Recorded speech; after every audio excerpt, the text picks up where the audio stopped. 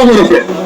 কিন্তু এমন ব্যবসা আমাদের করতে হবে যে ব্যবসা আমাদের আরো কোনো ক্ষতি না হয়। আমি একজন মুসলমান হলাম আর এক মুসলমান ক্ষতি করলাম তাহলে আমি প্রকৃত মুসলমান না। আমরা কি ঘুরে ফিরতেছে যারা পার্শ্ববর্তী গ্রামের লোকজন আছে, আর এখন পার্শ্ববর্তী গ্রাম বললে হবে না, আমাদের চারপাশে ভাড়া একটা ইউনিয়নে 11টা ভাড়া। আমার মনে হয় এই 11টা ভাড়ার কোন প্রয়োজন নাই, এরা কোনো চিকিৎসা পায় নাই। আমরা আমাদের বাঁচতে হবে, আমাদের এলাকার আগামী যে প্রজন্ম এদেরকে বাঁচাতে হবে। শুধু আমি খাইলাম আমি বাঁচলাম এই নীতি পরিহার করে সবাইকে আগামী দিনের আন্দোলনে শরীর হওয়ার জন্য উদ্যত হতে সচেতন ছিলাম এবং আছে এবং ভবিষ্যতে থাকবো।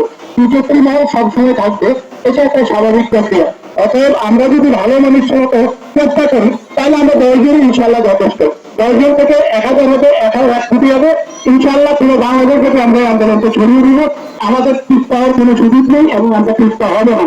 অতএব করতে হবে